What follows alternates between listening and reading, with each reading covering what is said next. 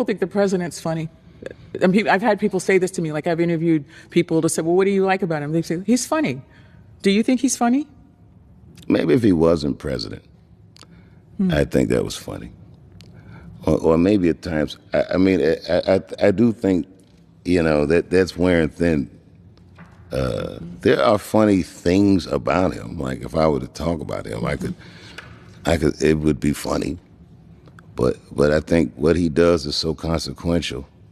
And so much of these things, in my lifetime, I've never really seen anything, a phenomenon quite like him. And I'm not trying to be political, but it's remarkable.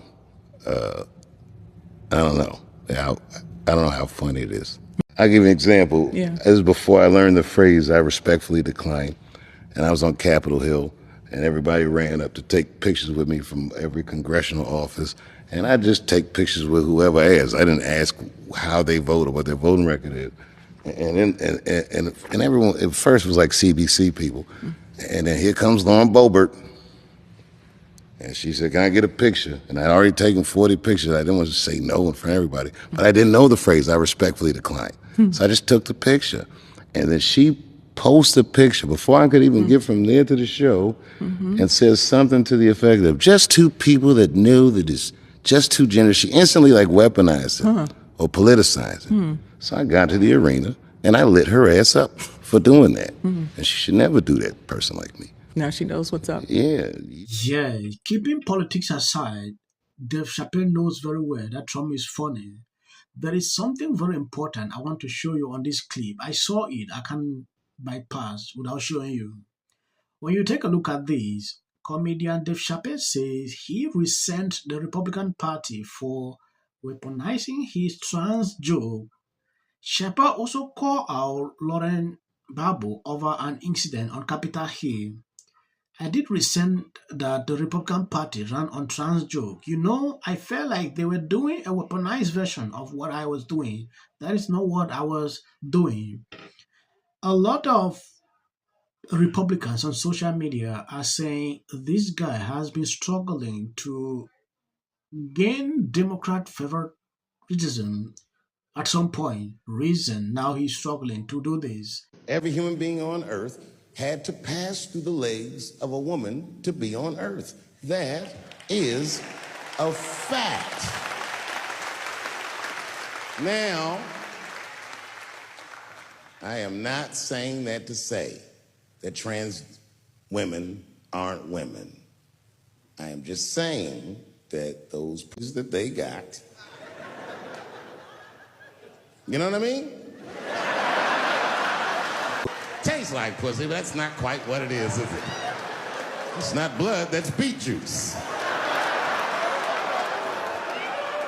This was the joke that year. And everybody talked about this, especially in the consecutive space. I see a lot of people. I even reacted to the video. I don't know. According to him, they weaponized this joke. If you remember, this came out at a time where everybody was talking about this trans issue. It was everywhere on social media. Every single day, we were reporting it until it reached a certain level. Social media platforms started threatening people because of it. Now coming to tell people they weaponize this is just telling me that this guy has been struggling to bend the knee. U.S. intelligence did make it clear that they believe that the Saudis are Khashoggi and the embassy in Turkey. And you knew that when you went, right? Oh, absolutely. Now, You I should tell you, you had no qualms? I won't say that. They asked me to go years before that. And I said no for that very reason. Since that time, the United States government does business with the Saudis. Netflix does business with the Saudis. Everyone. The Saudis finance tons of movies. All these things. I know. I see them financing boxing matches and all these things. And none of these things were an issue until I went there. And why is that? As soon as a black man can make money off the plantation, they try to tell you that the money is dirty.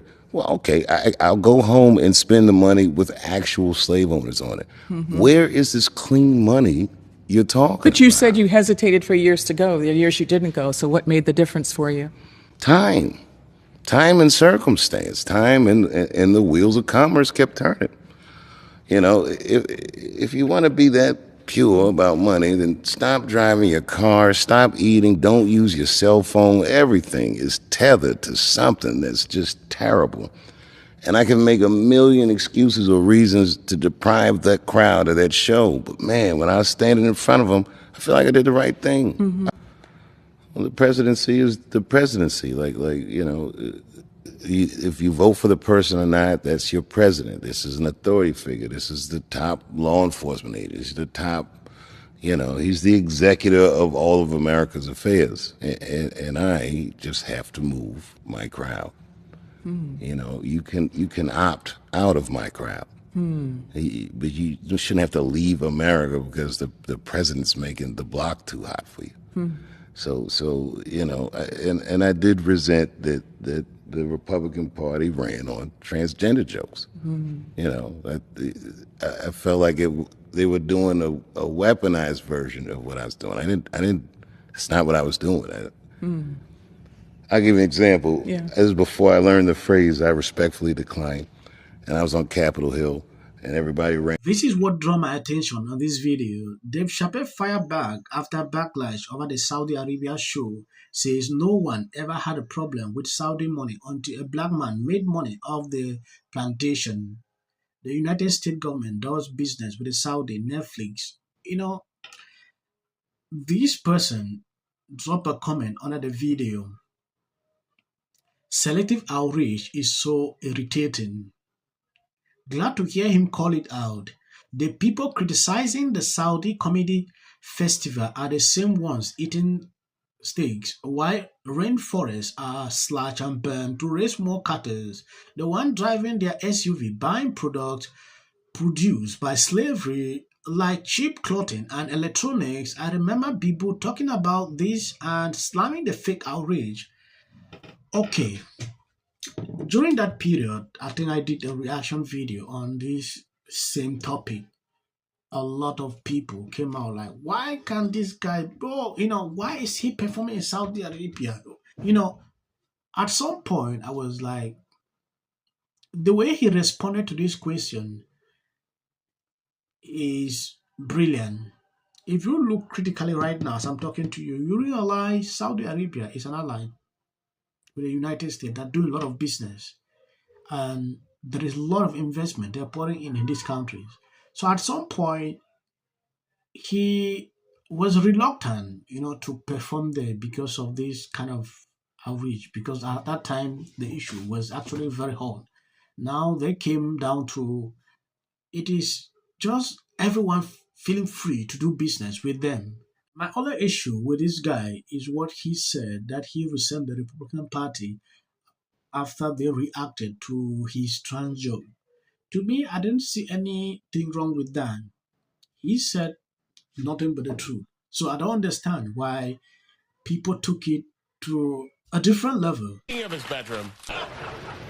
I'm in support of that. Minutes until the First Lady brought them back with her surprise statement last week. How does this benefit? I'm an actor. Creative content. Why are you not looking forward to the White House fight? Well, it's kind of a gimmick. I have 300 After First Lady Melania